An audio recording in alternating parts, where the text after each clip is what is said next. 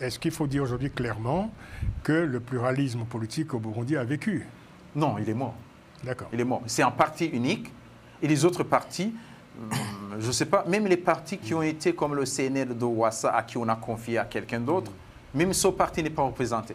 Donc, ils disent finalement, un seul parti, ils disent que ça ne va pas être un parti unique, mais en réalité, ça va être le parti unique. Il y aura le même discours au Parlement, les mêmes décisions, personne ne va les contester. Bon, ils ont ajouté des toits parce qu'il y avait 100 places des députés. Et pour qu'ils puissent coopter des toits, ils ont ajouté des places, dont 8 places pour mettre les toits. Mais les toits au Parlement... Non, il faut que tu rappelles, c'est la Constitution. Hein, c'est la Constitution impose qu'il y ait des Hutus, des Tutsis et des toits.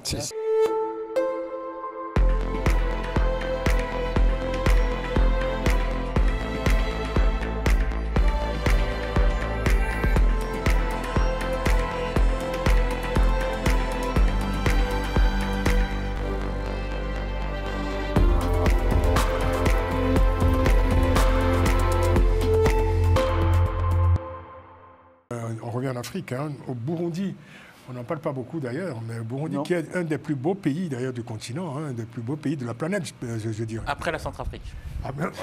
Ça se discute. Ça se discute. Ça discute. Je préfère préciser, on sait beaucoup, mais... Le Burundi est un joyau, c'est un écrin magnifique. La topographie n'est pas du tout la même. Centrafrique et Burundi. Mais en fait, c'est quand même un pays qui se débat depuis plusieurs années dans une crise que l'on dit multidimensionnelle. On doit peut-être, on va vous écouter les uns les autres. Hein. Et on va en parler à l'occasion de ces élections législatives qui sont tenues le 5 juin dernier, avec une victoire massive du CNDD-FDD, c'est le parti présidentiel, au pouvoir depuis 20 ans et qui a obtenu le score vertigineux de 96% des suffrages. C'est faible. C'est vrai qu'avec un tel score, ce parti sera le seul à siéger à l'Assemblée nationale. Les opposants, dont certains ont été écartés du scrutin, d'ailleurs, contestent ces résultats et dénoncent notamment les votes multiples, des votes forcés ou encore des emprisonnements arbitraires de certains des observateurs des partis de l'opposition. Alors la question qui se pose évidemment au lendemain de ces élections, eh bien celle-ci, est-ce que le Burundi est en train d'opérer un retour forcé au parti unique? Alors le président, il a très bien dit ce week-end, lors d'un meeting ou d'un truc, des fois avec les religieux, il a dit que pourquoi les gens critiquent alors qu'ils n'ont pas critiqué l'élection du pape. Parce que le pape, il dit que le pape, c'était le seul candidat, qu'il a eu 100%, il pense que le pape a eu 100%. Donc pourquoi les gens ne critiquent pas? Il a dit ça. Oui, il a dit ça. Non, des fois, il dit des choses. C'est un argument valable. Alors, vous avez parlé d'élections. En réalité, il n'y a pas eu d'élections. Le jour des élections, c'était des élections législatives et communales. Donc les conseillers communaux et les députés. Le jour des élections, à 3 h du matin, les miliciens Imbonerakure, à 3 h du matin, étaient convoqués à chaque bureau de vote pour remplir les urnes. Non, c'était pour assurer la sécurité. Non. Et quand ils ont commencé, les gens, quand ils se sont présentés, dans plusieurs endroits, les urnes étaient déjà remplies. Et ils ont dit, vous devez mettre le doigt, le pouce, juste pour dire que vous avez voté. Les gens, ils ont dit non. Toute personne qui refusait, on mettait au cachot, on le frappait. Oui. Donc les gens, ils ont été obligés, ou s'ils refusaient, ils pouvaient faire. Donc du coup... Il y avait aussi des bulletins remplis d'avance d'ailleurs. Ah oui, les députés, même des fois, il n'y avait pas d'isoloir. Oui. On montrait, voilà, il faut cocher ça là et là et là. Donc c'était bien indiqué. Et donc, du coup, on a eu ces élections. Mais il y a une chose qui s'est passée au Burundi. Il y a une lutte entre le président du pays et le secrétaire général du parti CNDD-FDD. Et tout récemment, il a été empoisonné, tout le monde le sait. Ah bon? Il a été évacué. Il a été évacué à Dubaï. Non, c'est connu. Bon, les gens qui... Bon, on ne va pas entrer dans les détails. Et le problème, c'est que cette lutte entre les deux se sont révélées au niveau des élections. Qu'est-ce qui s'est passé? Dans la province commune du secrétaire général du parti, Révérien Ndikurio, il a eu presque 100%. Aucun problème. Mais quelle est la dernière province au niveau des élections au Burundi? Mais c'est la province du président Ndayishimiye, à Gitega. Les gens se disent, mais ils ont triché jusqu'à ce qu'ils ridiculisent le président. Sa province est la dernière. Moi, j'aurais jamais parié, s'il y avait des élections libres et démocratiques, la province de Gitega, c'est la province où le CNDD-FDD allait être le premier, presque le premier ou le deuxième. D'accord. Mais je reviens à ma question, s'il vous plaît, Gratien. Il faut le dire pour ceux qui nous écoutent. Est-ce qu'il faut dire aujourd'hui clairement que le pluralisme politique au Burundi a vécu? Non, il est mort. D'accord. Il est mort. C'est un parti unique. Et les autres partis, je ne sais pas, même les partis qui ont été comme le CNL de Ouassa, à qui on a confié à quelqu'un d'autre, même ce parti n'est pas représenté. Donc, ils disent finalement, un seul parti, ils disent que ça ne va pas être un parti unique, mais en réalité, ça va être le parti unique. Il y aura le même discours au Parlement, les mêmes décisions, personne ne va les contester. Bon, ils ont ajouté des toits, parce qu'il y avait 100 places des députés, et pour qu'ils puissent coopter des toits, ils ont ajouté des places, dont 8 places, pour mettre les toits. Mais les toits au Parlement... Non, il faut que tu rappelles, c'est la Constitution. Hein, c'est la Constitution impose qu'il y ait des Hutus, des Tutsis et des toits. Sauf que au niveau des élections, ils n'ont pas mis les toits à des places éligibles. Oui. Mais les Tutsis, ils ont une façon de les insérer pour qu'ils soient à des places éligibles. Mais les toits...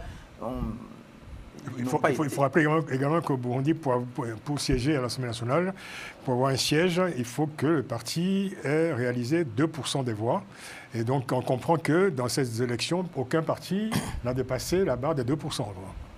C'est ça. 2%, même 0. Je ne sais pas si c'est 0,1. En tout cas, Olivier Nkorondiza, qui est le secrétaire général du parti UPRONA, parti de l'opposition, lui, il a déclaré très clairement, il y a quelques jours, qu'on a tué, je cite, on a tué la démocratie au Burundi. Donc, tout en sachant que l'UPRONA, c'était l'allié du parti au pouvoir. Oui. Parce que le vice-président, il est membre de l'UPRONA. Oui. Et donc, même l'UPRONA, même les alliés, ils les ont complètement écartés. Parce que cette fois-ci, ils veulent vraiment gérer le pays comme ils l'entendent, et d'ailleurs, comme ils disent, comme le pape. Donc, sans contestation. Alors, c'est une nouvelle importante, Alfred, parce que même pendant la guerre, au moment où on sortait de la guerre, au début des années 2000, le Burundi était plutôt montré comme un exemple, parce qu'il y avait une dynamique de démocratisation réelle dans ce pays. On se souvient des radios indépendantes, des journaux indépendants qui fleurissaient dans ce pays, qui était pourtant un pays qui sortait péniblement de la guerre, quoi. Il y avait une dynamique démocratique comme ça, qui fonctionnait dans le pays. Résultat, 20 ans plus tard, c'est le CNDD-FDD, parti au pouvoir depuis 20 ans, a tout simplement totalement raflé toute la mise. Raflé la mise et puis surtout fermé définitivement le processus de démocratisation.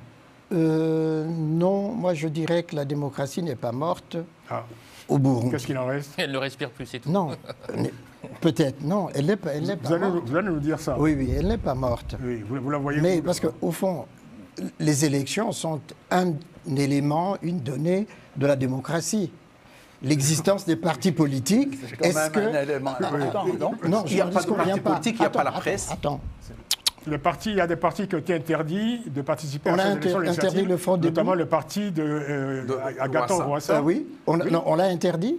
Oui, interdit. On a fermé le parti. Interdit de participer. C'est ce que je dis. Oui. Il y a les élections et il y y a la vie démocratique multipartiste. D'accord. Est-ce que cette vie démocratique multipartiste est aujourd'hui avérée au Burundi? Si on prend les élections telles qu'elles viennent de se dérouler, nous disons que le processus ressemble à ce qui s'est passé au Togo. Pire qu'au Congo, République démocratique du Congo. Qui n'est pas non plus un modèle de démocratie. Pardon? Qui n'est pas un modèle de démocratie. Peu importe. Non, mais c'était ça la question. Oui, je dis que la démocratie n'est pas morte au Burundi. Ah bon, dites-nous. Elle n'est pas morte. C'est-à-dire que, alors, si on dit parce que le CNDD non, mais si les élections étaient une sorte de conclave, on peut penser que la démocratie va ressusciter. Oui, voilà, le CNDD-FDD a confisqué les élections qui viennent d'avoir lieu. Confisqué. D'accord. Enfin, c'est ce qui se passe. Non, mais c'est en réalité, c'est ce qui s'est passé, au fond. D'accord.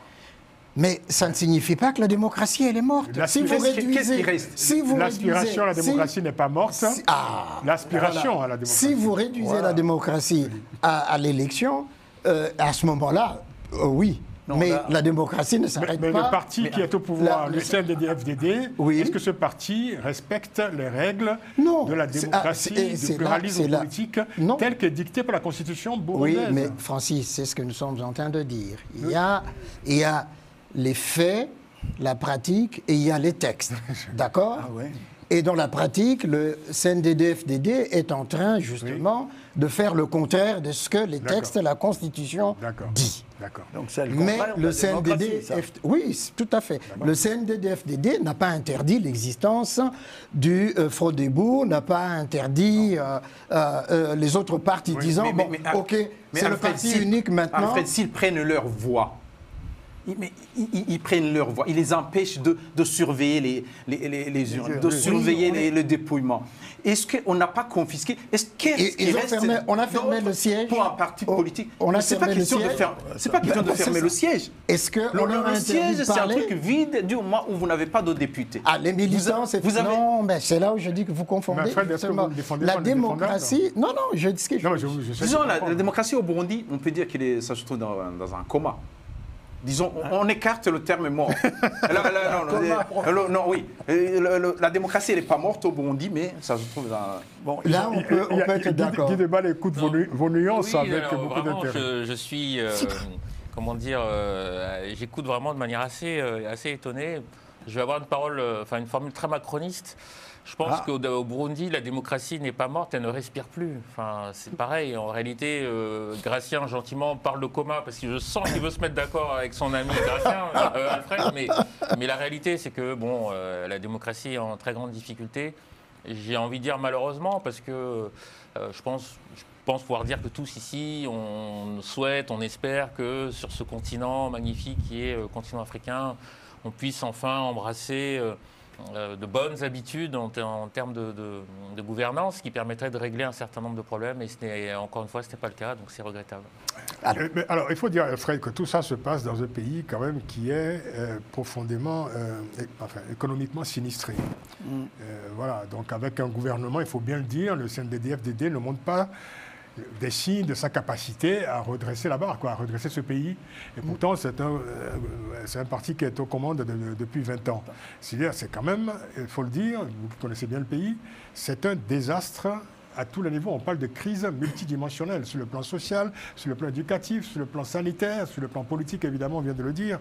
C'est ça aussi le Burundi aujourd'hui. Mais en réalité, Ndayishimiye hérite d'un Nkurunziza. En fait, en réalité... Ah oui, il hérite de son prédécesseur. Exactement. Mais il était dans le système déjà. Mais oui, bien sûr. Il était le secrétaire général du parti. Mais oui, donc il y a une forme de continuité, même s'il y avait eu... Nkurunziza avait fait 2-3 petites choses, mais voilà. Nkurunziza était considéré... C'est lui qui avait mis la gratuité de l'école primaire, la gratuité des femmes enceintes pour se faire soigner, les enfants de moins de 5 ans. Mais Ndayishimiye, rien. Sauf qu'il demande à la population, il a dit à tout le monde, il veut voir tous les Burundais. Chaque Burundais doit avoir 1 million de francs. Celui qui n'a pas 1 million, il devra s'expliquer. Ça veut dire quoi? Il faut travailler. 1 million d'argent. Oui, il faut travailler, ça veut dire il faut travailler. Il faut s'enrichir, avoir 1 million. Le minimum de revenus. Et l'enrichissement, ça passe par le travail. C'est ça le projet politique. Oui, c'est ce qu'il a dit pendant la campagne. Donc, mais si, voilà. Au fond, Alfred essaie de trouver le CNDD-FDD normal. En fait, il essaie évidemment de décrire le parti comme un parti absolument normal, ordinaire, orthodoxe. C'est un parti comme un autre, finalement. Non, mais c'est un parti comme un autre. Nous sommes face à une catastrophe historique, Alfred. Mais cette catastrophe ne date pas d'aujourd'hui. C'est un parti qui n'a pas pu... C'est un parti qui n'a pas pu passer de l'étape de la rébellion à un parti politique. De gouvernement. Ils ont eu du mal à franchir ce cap. Le fait que les grandes décisions du pays se prennent entre les généraux du pays et le parti politique en soi essaie de se débattre entre l'armée, les généraux et la politique. Et d'ailleurs, même tout ce qui se passe, que ce soit le pouvoir, vous êtes ministre ou pas, toutes les décisions se passent à côté. Oui. Donc, ils ont du mal. Mais la corruption, regardez par exemple dans un pays, comment est-ce que dans un pays il peut se passer des années presque sans carburant? Alors On en parlait du Burundi tout à l'heure, je disais que c'était un des plus beaux pays du continent, voire de la planète. Hein.